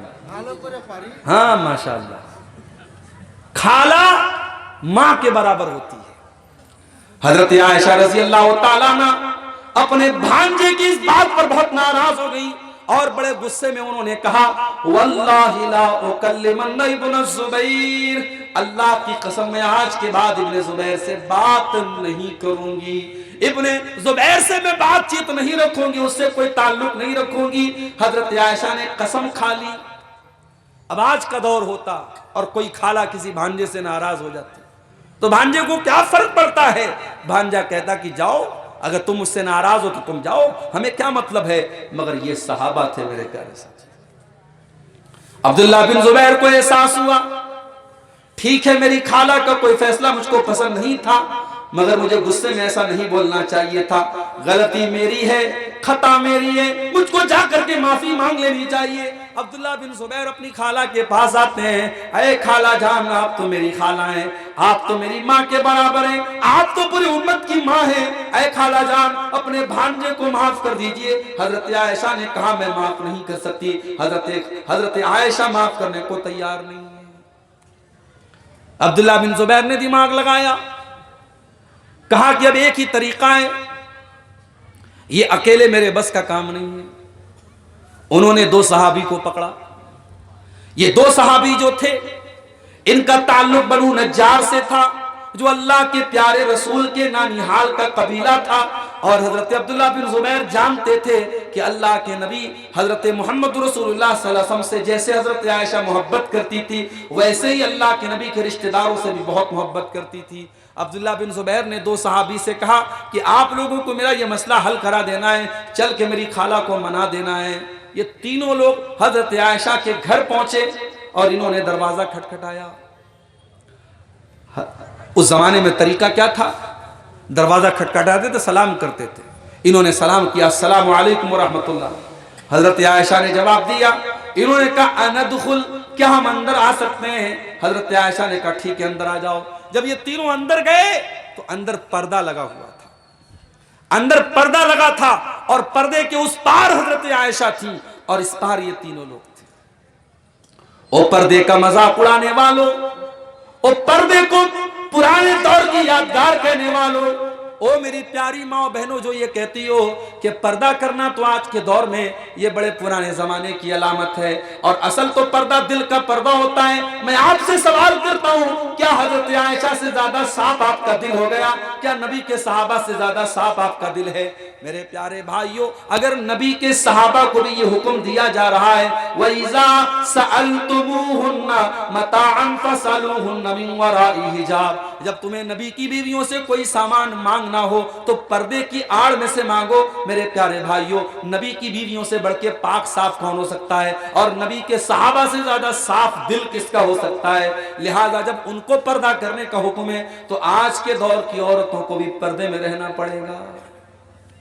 हजरत आयशा अंदर है, पर्दे के उस पार है, और इस पार ये तीनों लोग हैं। जैसे ही ये तीनों लोग अंदर गए, हजरत अब्दुल्ला बिन जुबैर अपनी खाला के पास गए और खाला के गले लग करके रोने लगे और कहने लगे, खाला जान, आपके भांजे से गलती हो गई, माफ कर दीजिए।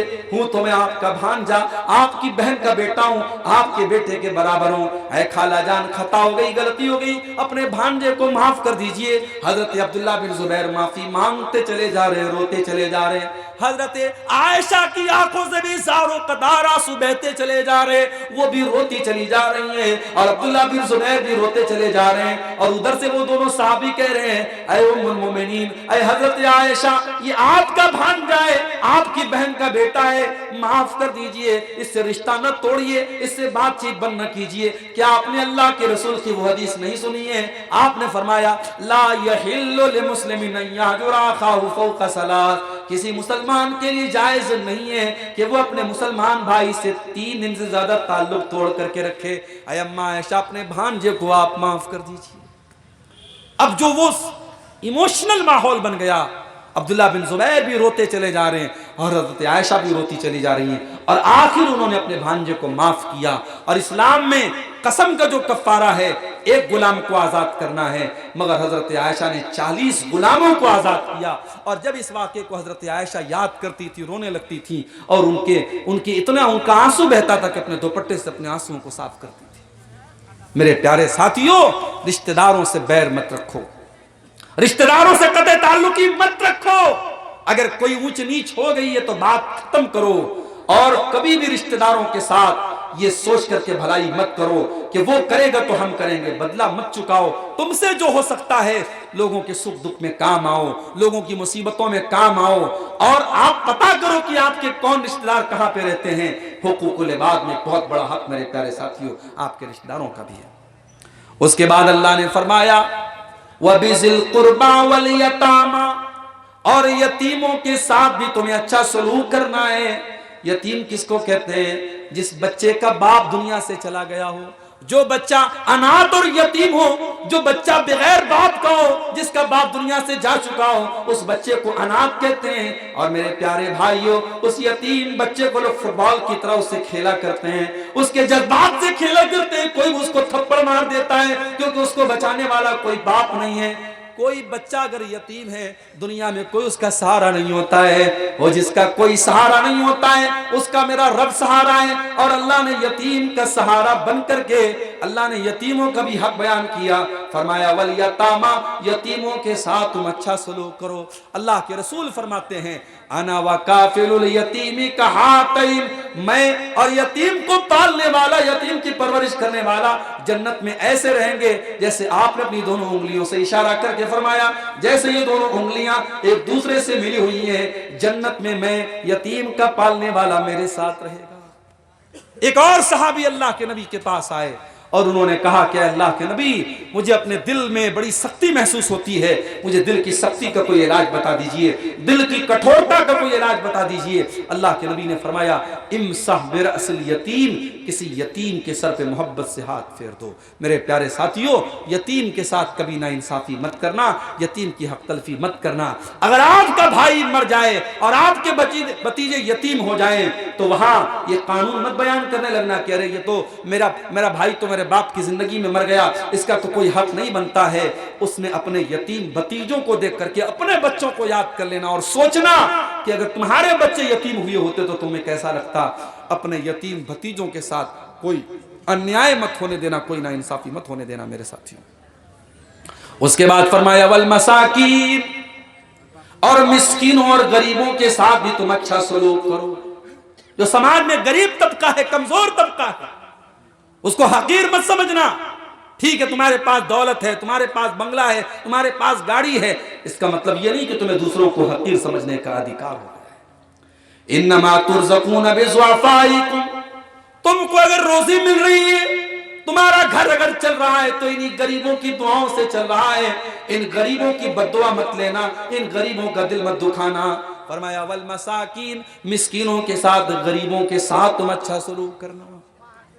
सर्दी का मौसम आ गया, हो सके रात के अंधेरे में निकलना और किसी गरीब को देखो कि वो सर्दी के मौसम में कांप रहा है, जा करके उसको कंबल दे देना। उससे उसका नाम मत पूछना, उसका फोटो मत खींचना, उसकी बस मदद कर देना। शायद अल्लाह ताला को तुम्हारी ये नेकी पसंद आ जाए। अल्लाह कुरान में कहता है वयुतिमून अत्ताम अला हुब्बिही मिस्कीनन व यतीमन व असीरा, मेरे नेक बंदे यतीमों को खाना खिलाते हैं, मिस्कीनों को खाना खिलाते हैं और कैदियों को खाना खिलाते हैं। और जब खाना खिलाते हैं तो क्या कहते हैं, इन्नमा नुतिमुकुम लिवजहिल्लाह, हम तो तुम्हें अल्लाह ताला को राजी करने के लिए खाना खिला रहे हैं। ला नुरीदु मिनकुम जज़ाअन वला शुकूरा, हमें तुमसे कोई बदला नहीं चाहिए, हमें तुमसे कोई शुक्रिया नहीं चाहिए। नेकी करो, नेकी करके उसका प्रचार मत करो। मेरे प्यारे साथियों, आप गरीबों की मदद कीजिए, गरीबों के साथ अच्छा सलूक कीजिए। उसके बाद फरमाया वल जारि ज़िल कुर्बा, और तेरा वो रिश्तेदार जो करीबी रिश्तेदार भी है और पड़ोसी भी है, उस पड़ोसी के साथ तुम अच्छा सलूक करो। वल जारिल जुनुबी, और अगर कोई पड़ोसी है लेकिन रिश्तेदार नहीं है, उसके साथ भी तुम्हें अच्छा सलूक करना है। अगर पड़ोसी मुसलमान है तब भी अच्छा सलूक करना है, अगर पड़ोसी गैर मुस्लिम है तब भी अच्छा सलूक करना है। अगर आपका पड़ोसी अगर आपकी वजह से तकलीफ में है, आपकी वजह से दुख में है, अल्लाह के नबी ने फरमाया ला युमिनु मन ला यामनु जारुहु बवाइकहु, जिसका पड़ोसी उसकी वजह से तकलीफ में हो वो ईमान वाला नहीं हो सकता, वो जन्नत में नहीं जा सकता। पड़ोसी का बड़ा हक है मेरे प्यारे साथी। और इस्लाम जब पड़ोसी की बात करता है तो इस्लाम में पड़ोसी का दायरा बहुत बड़ा है। इसे धर्म और कास्ट और जाति के आधार पे आप इसको महदूद नहीं कर सकते। आपका पड़ोसी किसी भी जाति का, किसी भी मजहब का हो, अपने पड़ोसी की सुख दुख में उसके काम आओ।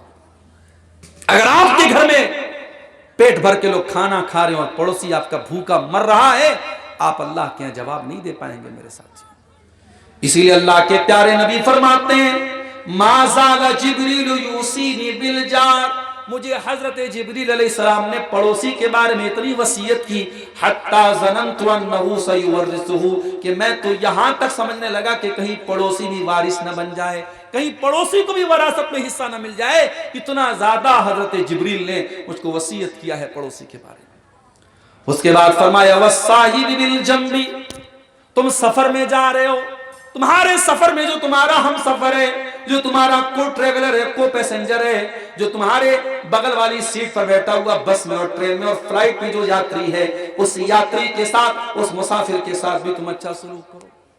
और कुछ उलमा ने इस आयत की तफसीर में लिखा है कि अगर बस और जहाज और ट्रेन के साथ जो हमारे साथ सफर कर रहा है, अगर उसके साथ हमें अच्छा सलूक करना है, तो जो सारे जीवन में हमारे साथ सफर कर रही है, जो हमारी बीवी है, जो हमारी पत्नी है, जो हमारी वाइफ है, जो हमारी लाइफ पार्टनर है, जो हमारी जिंदगी की शरीके हयात और हम सफर है, उसके साथ भी हमें अच्छा सलूक करना चाहिए। इसीलिए अल्लाह के नबी ने फरमाया खैरुकुम लिअहलिही, तुम में सबसे बेहतरीन इंसान वो है जो अपनी फैमिली के लिए अच्छा हो, अपने परिवार के लिए अच्छा हो, अपनी बीवी के लिए अच्छा हो। व अना खैरुकुम लिअहली, और मैं तुम में अपने परिवार के लिए सबसे अच्छा हूँ। तो उलमा ने लिखा कि यहाँ वस्साहिब बिल जंब में बीवी भी शामिल है।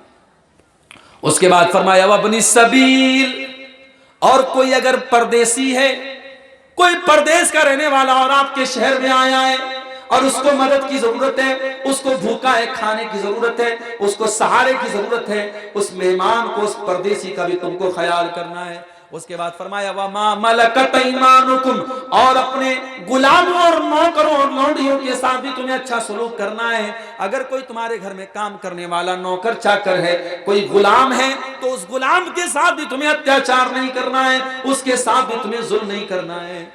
हजरत अबू ज़र ग़िफ़ारी रज़ी अल्लाह ताला अन्हु ने एक मर्तबा अपने गुलाम को बुरा भला कह दिया, उसकी माँ का नाम लेके उसको कुछ बुरा भला कह दिया। अल्लाह के नबी बड़े गुस्से में कहते हैं कि आया अबू ज़र, तुम्हारे अंदर दौरे जाहिलियत की एक आदत तुम्हारे अंदर अभी भी पाई जा रही है। आया अबू ज़र, खबरदार, आज के बाद ये काम मत करना। ये जो तुम्हारे नौकर चाकर हैं, ये भी तुम्हारे भाई हैं, बस अल्लाह ताला ने उनको तुम्हारे मातहत बनाया है। जो तुम खाओ इनको भी खिलाओ, जो तुम पहनो इनको भी पहनाओ, और इनके ताकत से ज्यादा इनके ऊपर बोझ मत डालो। गुलामों का भी ख्याल रखा इस्लाम ने, नौकरों का भी ख्याल रखा। बल्कि नबी अकरम सल्लल्लाहु अलैहि वसल्लम ने अपने इंतकाल के पहले जो दो बातों की वसीयत की थी, उसमें एक बात क्या थी? अस्सलाता वमा मलकत ईमानुकुम, ओ लोगों, नमाज की पाबंदी करना और अपने गुलामों का ख्याल करना, अपनी लौड़ियों का ख्याल करना, अपने गुलामों के साथ तुम नाइंसाफी न करना, उनके साथ तुम जुल्म मत करना।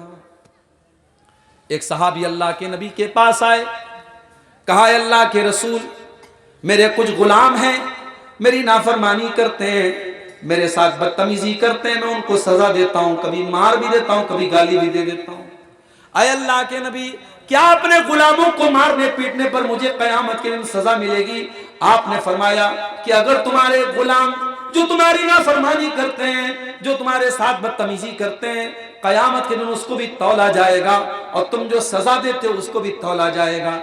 अगर उनकी नाफरमानी ज्यादा है, उनकी बदतमीजी ज्यादा है और तुम्हारी सजा कम है, तो ये तुम्हारे लिए अच्छी बात है, तुम्हारी नेकियां बढ़ जाएंगी, तुम्हारे कुछ गुनाह कम हो जाएंगे। लेकिन अगर इसका उल्टा है और तुम्हारी सजा ज्यादा है और उनकी नाफरमानी कम है, तो फिर ये तुम्हारे लिए मुसीबत बन जाएगी, तुम्हारी नेकियां कम हो जाएंगी और उनके गुनाह तुम्हारे ऊपर लाद दिए जाएंगे। सहाबी ने ये सुना, ज़ारो कतार रोने लगे, एक कोने में जाकर के रोने लगे, अय अल्लाह के नबी, मैं क्या करूं, मेरे गुलाम थे, मैंने सजा दे दिया, अब आप इतनी खतरनाक बात कर रहे हैं, मैं क्या करूं?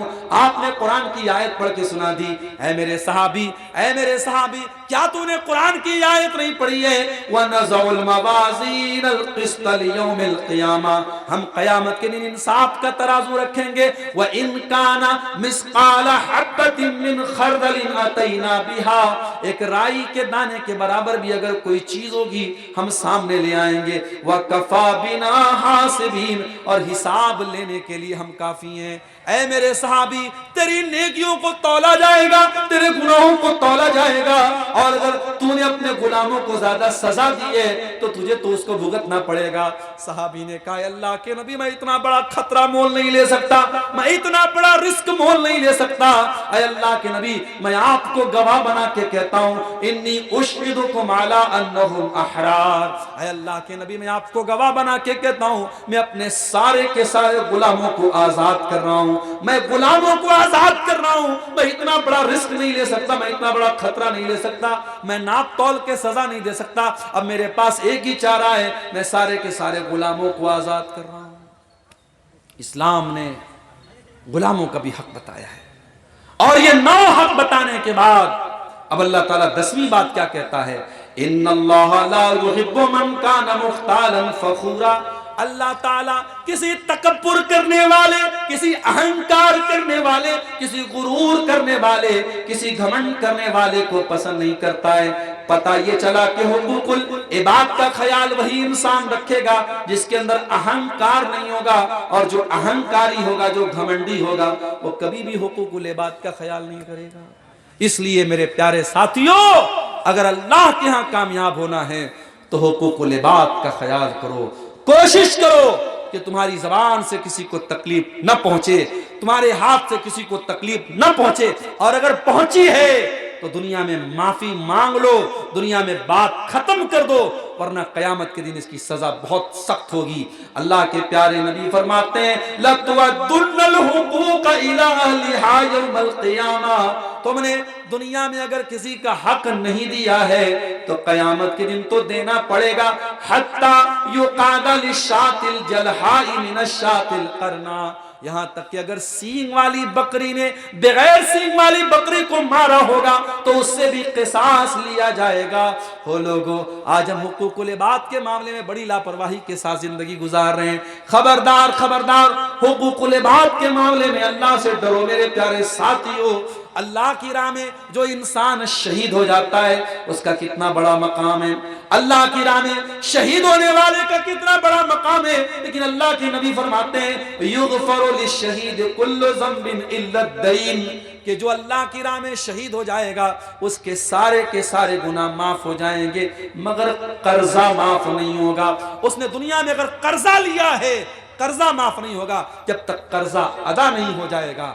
इसलिए इस्लाम ये कहता है कि जब कोई इंतकाल कर जाए, जब मैयत हो जाए, तो पहला काम क्या करना है, हमें कफन दफन का इंतजाम करना है। और कफन दफन का इंतजाम करने के बाद दूसरा काम क्या करना है, मैयत के ऊपर जो कर्जा है वो कर्जा अदा करना है। और फिर तीसरा काम क्या है, मैयत ने अगर कोई वसीयत की है और अपने पूरे माल के 1/3 हिस्से के अंदर की है, उस वसीयत पर अमल किया जाएगा। और चौथा काम क्या करना है, मैयत को वारिसों के बीच में बांटा जाएगा। आज मैयत होती है तो वरासत तो बढ़ती है, लेकिन कर्जा वो देने के लिए कोई तैयार नहीं है। अल्लाह के नबी ने कर्जे को भी हुकूकुल इबाद में से माना है। मेरे प्यारे साथियों, तो ये 1-2 सवालात आए हैं, जवाब दे के बाद खत्म करते हैं।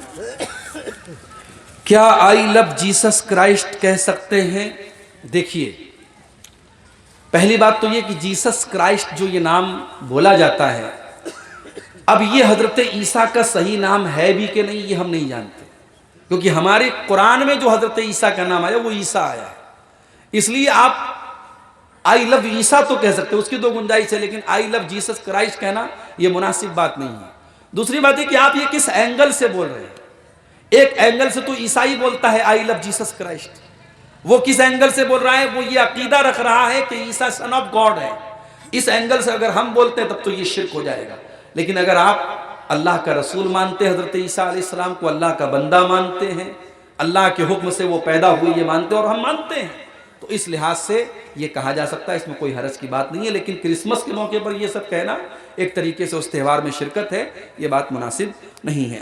वल्लाहु आलम बिस्वाब। कब्रिस्तान में जाकर सूरह यासीन की तिलावत करना कैसा है?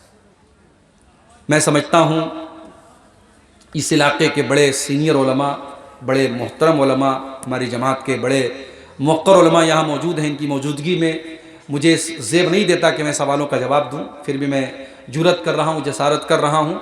ये जो सवाल पूछा गया कि कब्रिस्तान में जाकर के सूरह यासीन की तिलावत करना कैसा है, तो ये बिल्कुल गलत है। और कब्रिस्तान तिलावत की जगह ही नहीं है।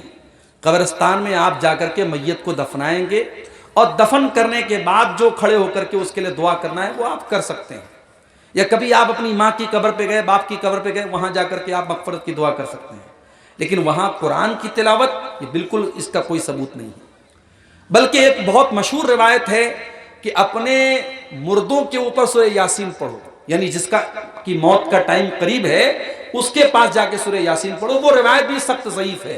तो इसलिए जो इंसान करीबुल मर्ग हो, जिसकी मौत का टाइम आए, उसके पास भी सूरह यासीन जाके जो पढ़ा जाता है वो भी सही नहीं है। हाँ, वहाँ आप ला इलाहा इल्लल्लाह की तलकीन कीजिए, बार बार ला इलाहा इल्लल्लाह पढ़िए, ताकि मरने वाला जब दुनिया से जाए तो आखिरी कलमा वो ला इलाहा इल्लल्लाह कह करके जाए। तो ये चीज़ सही है, इसका सबूत है। बाकी सूरह यासीन का सबूत वहाँ पे नहीं है। क्या ऐसे इमाम के पीछे नमाज पढ़ सकते हैं जो इमाम गरीब नवाज को मानते हैं? देखिए, मानने का मतलब ये है कि अगर वो वाकई में उस इमाम के बारे में हमको कन्फर्म मालूम है कि वो कोई शिरकिया अकीदा रखता है या शिरकिया अमल करता है, तो ऐसे इमाम के पीछे हम नमाज नहीं पढ़ेंगे। लेकिन अगर हम रास्ते में जा रहे हैं, यहाँ से हम पाकुड़ जा रहे हैं या फरक्का जा रहे हैं, मालदा जा रहे हैं, नमाज का टाइम हुआ, रास्ते में एक मस्जिद मिली और उस मस्जिद के इमाम के अकीदे के बारे में हमें नॉलेज नहीं है कि उस इमाम का अकीदा इस तरीके का है कि नहीं है, लेकिन नमाज का टाइम है, तो हम वहाँ पे नमाज पढ़ सकते हैं। लेकिन जिस इमाम के बारे में कन्फर्म मालूम हो कि वो शिरकिया अकीदा रखता है, उस इमाम के पीछे आपकी नमाज दुरुस्त नहीं है। और जहाँ आपको मालूम है कि सही कुरान और हदीस पे चलने वाले इमाम की इमामत में नमाज हो सकती है और वहाँ पे वो मस्जिद मौजूद है, तो आप उसी मस्जिद में नमाज पढ़िए। हाँ, जहाँ मजबूरी है, रास्ते में आप कहीं हैं, वहाँ पढ़ सकते हैं। लेकिन वहाँ पर भी अगर ये, जैसे आप किसी मस्जिद में गए, वहाँ कब्र मौजूद है, तो ये बिल्कुल आप वहाँ पे नमाज नहीं पढ़ेंगे। या किसी इमाम के बारे में आपको मालूम है कि वो शिरकिया अमल करता है, तो उस इमाम के पीछे भी आप नमाज नहीं पढ़ेंगे। ठीक है, तो अल्लाह ताला से हम दुआ करते हैं रब्बुल आलमीन हम सबको हुकूकुल इबाद के मामले में मुहतात रहने की तौफीक अता फरमाए। अल्लाह ताला हमें अपने ज़रिए से हमने जो भी किसी को तकलीफ़ पहुँचाई है अपनी ज़बान से और हाथ से, अल्लाह ताला उसको माफ़ फरमाए और ज़िंदगी में हमें उन लोगों से माफ़ी मांगने की तौफीक अता फरमाए। अल्लाह ताला हमें ईमान और अमल वाली ज़िंदगी गुजारने की तौफीक अता फरमाए। जब तक हम दुनिया में ज़िंदा रहें, इस्लाम पर ज़िंदा रहें और हमारा खात्मा ईमान पर हो। आमीन। व आखिर दावाना अनिल हम्दुलिल्लाहि रब्बिल वस्सलामु अलैकुम व रहमतुल्लाहि। बहुत ही देर से फजीलत शेख जनाब मौलाना अब्दुल गफ्फार अस्सलाफी हफ्ज़ल्लाह व तआला की जुबान से कुरान और हदीस की बहुत ही कीमती बातें आप सभी सुन रहे थे। सुनने के बाद हम सबों को अमल की जरूरत है। पर अल्लाह रब्बुल आलमीन से दुआ है कि अल्लाह ताला सबों को अमल की तौफीक दे। आमीन या रब्बल आलमीन। मागरिब থেকে এতক্ষণ